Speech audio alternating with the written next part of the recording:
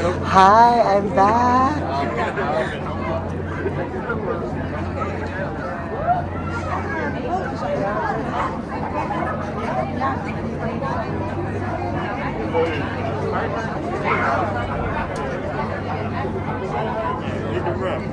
Wala kayong makita, no? Pupunta kami sa Teso.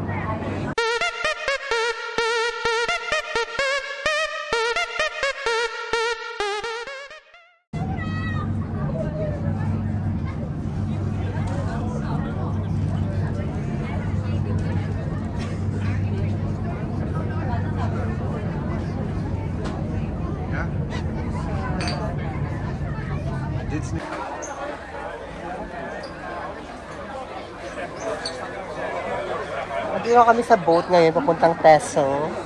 Yung Teso kasi island siya. Tapos, ganito, may pa-buffet. May pa-buffet yung boat nila. Ayun, ganyan.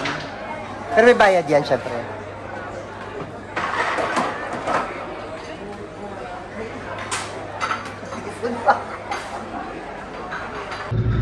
So, ang Teso ay isang island south of Netherlands. North of Holland. So, kailangan mag-ferry. Yung bus namin, sumakay sa ferry. Mabilis lang naman siya. Ayan na, oh. Nakapaglanda kami, palabas na kami ng ferry. Ang galing, ang bilis. Diba, pinakita ko yung labas kanina ng ferry. Tapos nag-CR lang kami. Tapos sinabihan na kami balik na sa bus. Malapit lang siya. It's just a small island. And, i-discover natin kung ano meron dito today.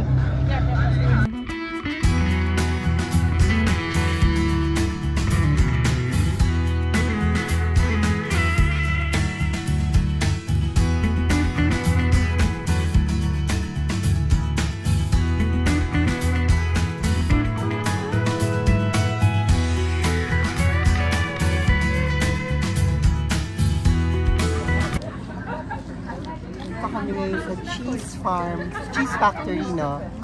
Kasi ang kilala daw ang Texel for sheep cheese.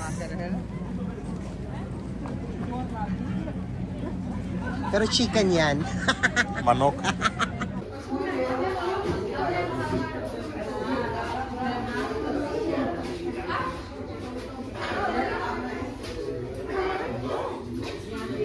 This is for the deader. For the other.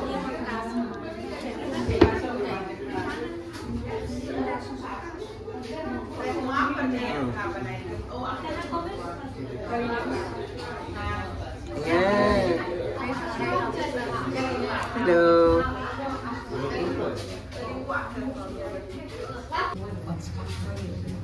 Ang daming cheese. Sheep. Diyan nila ini-age yung cheese ata. Hindi ko pa sure, hindi pa kami nagtutour eh. Ayun, 6-year-old na yun. 6 years old. They're not making cheese today. Kaya wala tayo masyadong kita din sa factory. Pero kain na lang tayo ng cheese. May free cheese taste. Look at this one. It's old. No? Out, yeah. Sheep cheese. These are all sheep cheese. Sheep, yeah. Yeah. Shonda sheep. This is Burenkas. This is cow. yeah, cow milk. Yeah, pero yung isang... Pero ang hina-highlight nila, sheep. Sheep cheese. Go grab. Yeah, I wanna buy also. Yeah.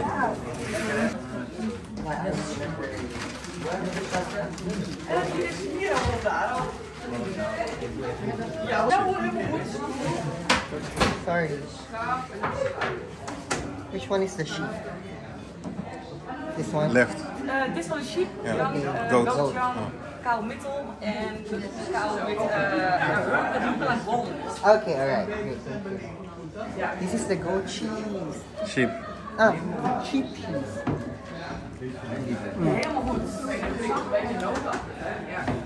Hindi ko gusto. Huh? Oh. Try the goat. Hindi ko Goat naman tayo. Premium. Goat cheese is a lot better. Look to the camera also, Steto. Yeah. This is goat. The cow cheese. Goat. Libre cheese. Cow is always, yeah. Not always, but mostly. Yeah, most of the cow cheese. Yung naman cow cheese with something in it, like parang walnuts now. Let's try it. Ja, zeker. Voorrecht open. Is het leuk om te doen? Het is leger. Ja, dat. Do you taste the difference? No. I don't at all. Maar Swinters heb je meer schapen dan mensen. Dus ja. Maar Punta kami kung saan yung mga sheep. Nandito yung mga bantot. Medyo matindi yung amoy ha, pero ayun po yung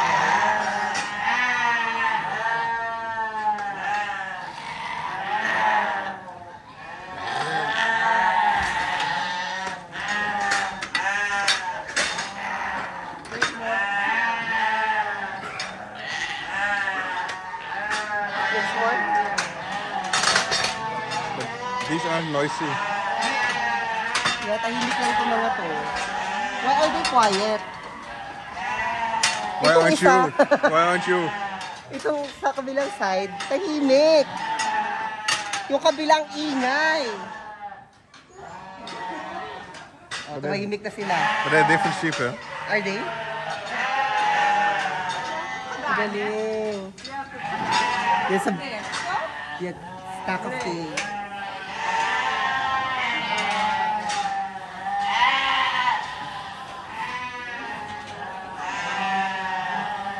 It's an angry sheep. It's an angry sheep. Why are they quiet? Hey. Hey!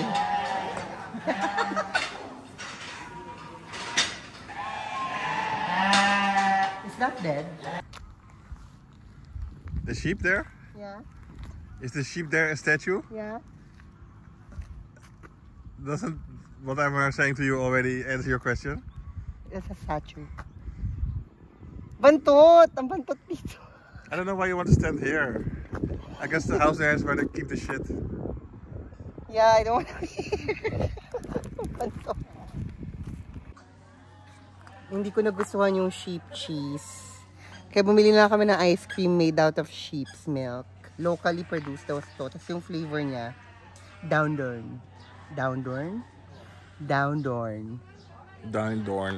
Down dorn. I don't like the smell. Get a spoon and eat it and say how much you like it.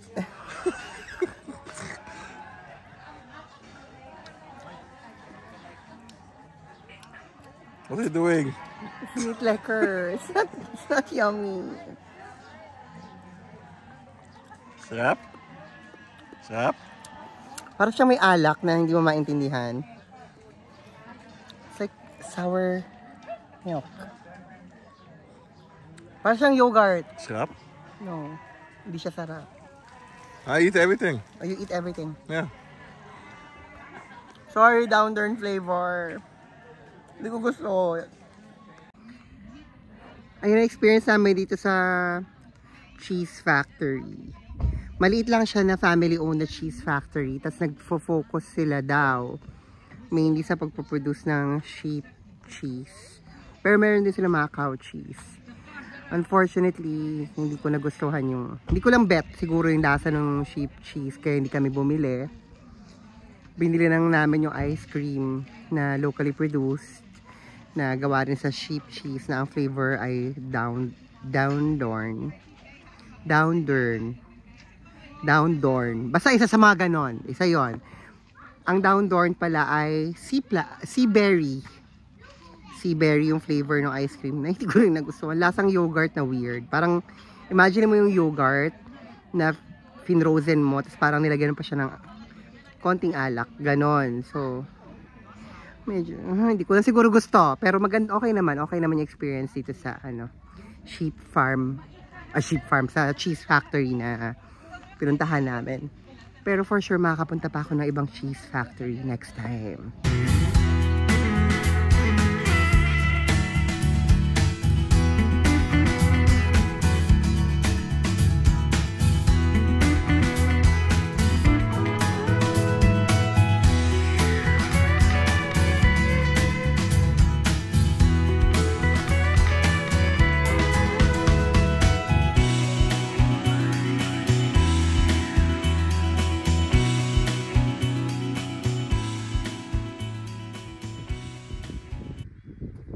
Andito na tayo ngayon sa Texel Lighthouse.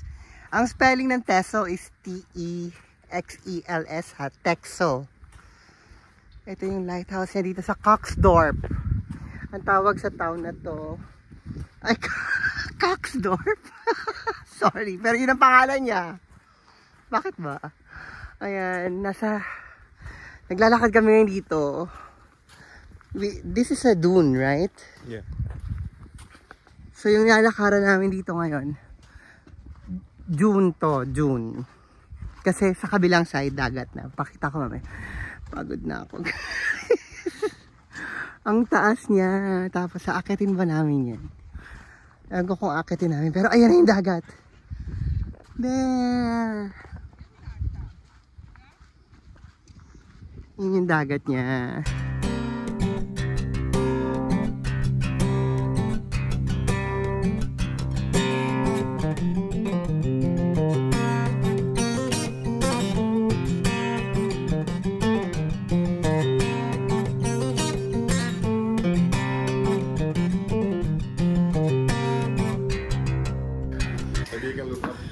Pasok ako dito. Tignan ko kung kaya kong akitin. Ganyan yung hagdanan niya. Hanggang sa taas, hanggang sa tuktok. Medyo matarik yung hagdanan niya. Ito na lang ang bibidyohan ko. Hindi na ako aakyat, guys. Hindi ko kaya yan. Walang jellyvator. Ayan. Aakyat ako sa first floor ng tawag to. Lighthouse. Ang tarik-tarik. Sa first floor lang. Kasi andito daw yung shop. Ayan, paakyat kami. Puta, mahuhulog ako. Ay, sorry. Napapamura pa ako. May gift shop pala dito. Daming tao. Punuan. Ano ba mabibili dito?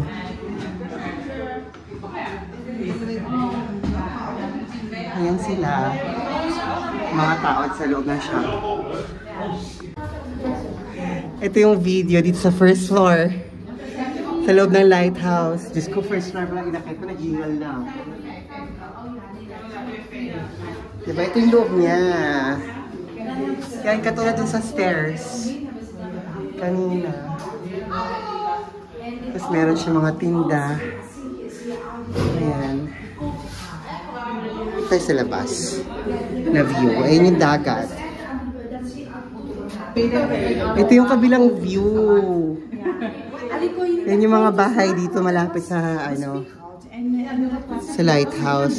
Totoong actual bahay siya ha. May mga nakatira dyan. Kaya yung kalsada from that road, naman ko nakikita nyo ba yun? From that road, sarado yung kalsada sa public na pupunta dito sa what do you call this? Sa lighthouse. Ang daan doon sa kabilang side. Yung nilakaran namin kanina kasi syempre yung mga residente dyan, ilan na nga lang sila o ilang bahay lang yan. Eh naabala daw yun ng mga turista. Pero ang galing oh.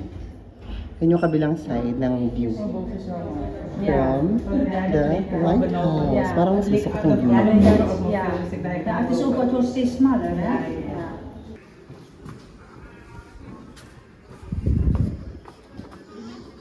Ito yung sa gilid na. Hanggang ganun siya kataas. Mataas siya. Nakalimutan ko ilang meters. Pero mataas talaga siya. Tapos, lighthouse siya para sa dagat na ito. This North Sea, Kray. Vadisay. Vadisay daw yan. Hindi ko alam kung ano yan. Pero, nasa northmost part na raw kami nitong Texel Island.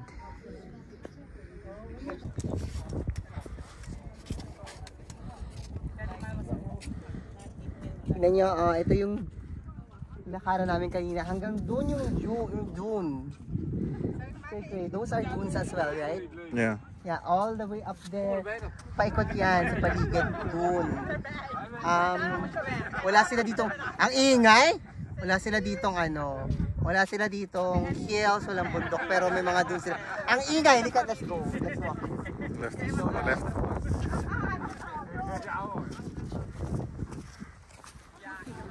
Ayan. Yan. The soil here, is sand, right? Sand. Yeah, because ang dune ay sand. Parang sa Ilocos. The north. The north, in Paway. Way in the north. Dune. Pero yung mga dune dito, tinutubuan ng damo-damo, ganyan. Pero parang katulad siya, tignan mo, di ba? Sa Palawan, sa Paway, di ba? Tabing dagat din siya. Show the tabing dagat.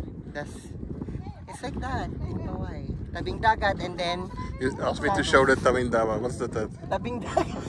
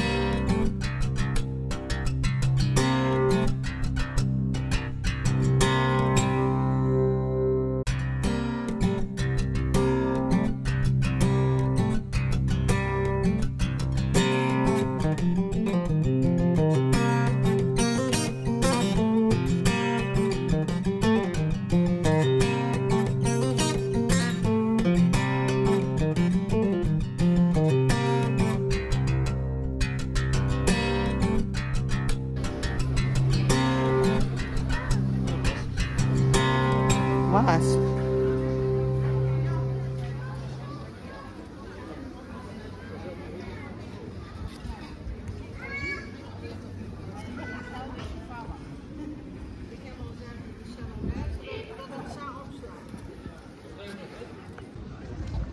Andito na kami ngayon sa Dicoke.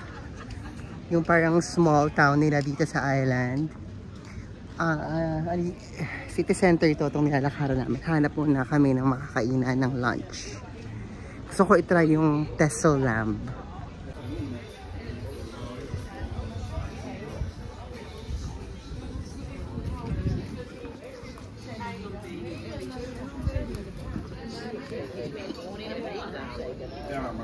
There's bee. There's a bee.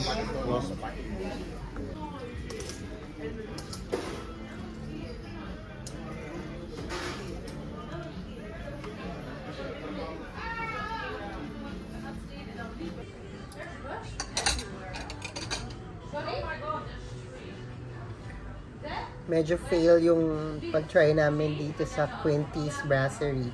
Suggested kasi ito na what do you call that? What do you call that? Lamb? TripAdvisor. I don't know. That they have like a nice lamb dish. But like, siniserve lang pala siya kapag dinner. So what they can offer me now is lamb bites for lunch. Kasi nga pala, restaurants dito, iba-iba. Iba yung lunch menu, iba yung dinner menu. So nauwi kami sa tacos, tsaka sa nachos. And I'm just gonna try this one. Because mga surrounding restaurants din sa paligid is nagsiserve lang ng lamb sa gabi. But I really wanna try their lamb, so ito lang. Lamb bites. Bataw kay mami ako masarap. It's makkelijk. It's makkelijk. Hindi talaga ako makain ng lamb dyan sa atin, sa Pilipinas. Kasi hindi ko bet yung basta may something sa kanya na hindi ko bet. Texture ba yon or yung certain flavor. But nung nakapag-try ako ng lamb dun sa bahay ng friend ni Ramon, partida hindi restaurant yun na. Sa bahay lang, ginrill niya yung lamb. Tapos pinatry niya sa akin. Ay, ang sarap. Wala pang ano yun wala pa mint jelly. Diba dyan sa atin, lagi may mint jelly yung mga lamb. Laging siniserve, sino-offer mint jelly. Yun, walang ganun-ganun, pero ang sarap. Kasi ito naman, yung kinakain ko ngayon, yan. Braised lamb siya. Masarap din. Wala yung experience ko before na may something sa kanya na hindi ko gusto. So, masarap siya. Although, hindi ito yung gusto ko talaga na makain. So, talaga yung menu na full na lamb, rack of lamb. Hindi ko makain tonight. So, today, kasi nga lunch pa lang. Pero okay naman siya. Masarap naman siya. For a lamb stew na normally hindi ko kakainin. Masarap siya. Yan.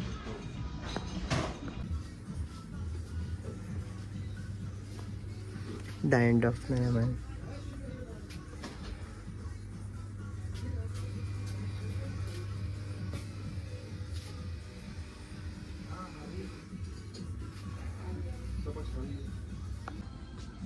Ito kami ngayon sa local na delicatessen nila.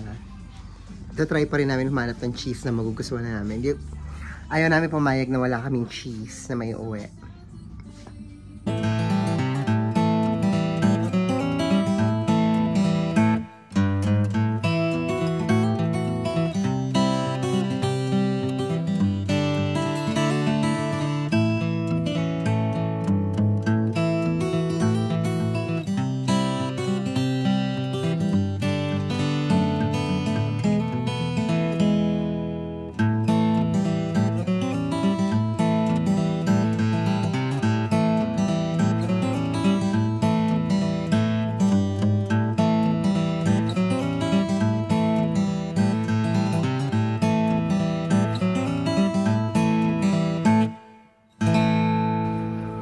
Daw yung mga candy ng kabataan ni Ramon, sabi niya.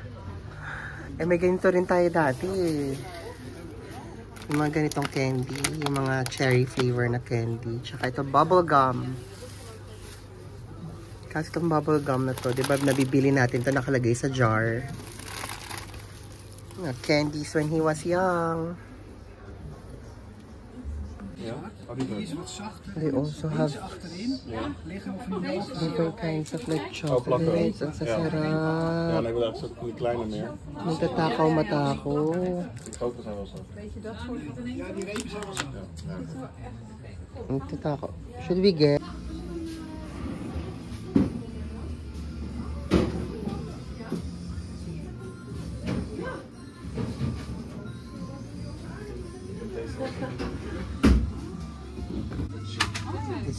It's a different from a different boer, yeah. This is older.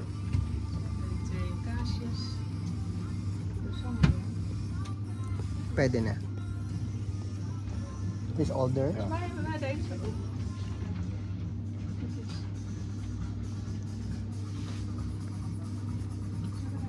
Ito, baliw sa cheese ni Ramon.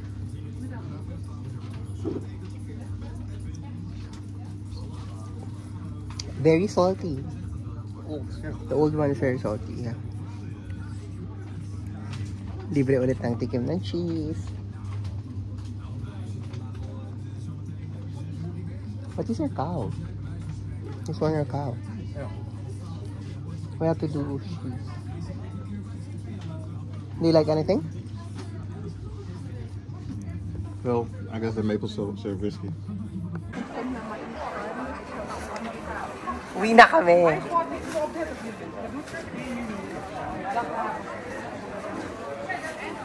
So, Deco. Quick yogurt.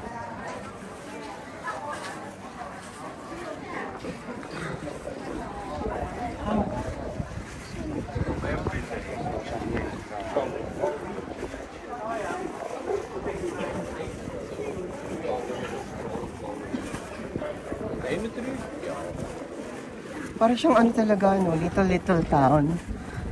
So, little town. Para siyang, feeling ko nga nasa ano ko eh. Enchanted Kingdom, Universal Studios. Kasi, iba yung mga display nila doon na kunyari mga stores. Dito totoong store siya. Doon sa Universal at sa Enchanted, hindi siya totoong stores. Dito totoong stores.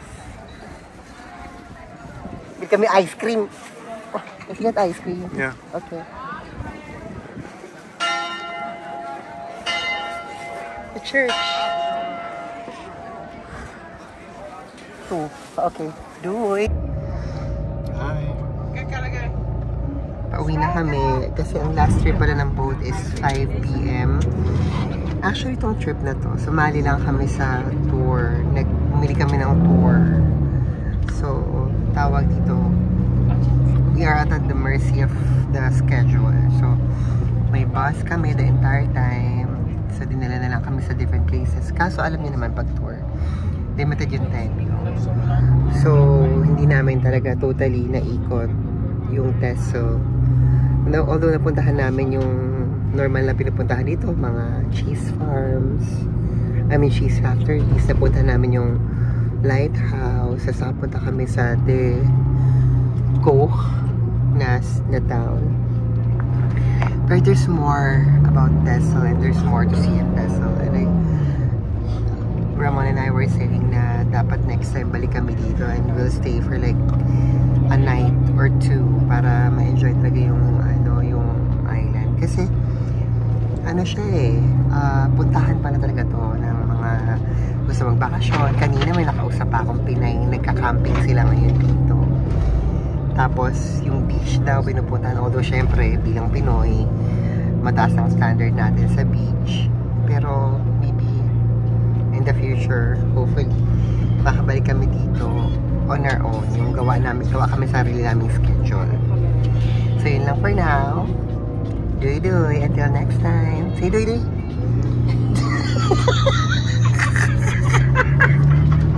Say doy-doy.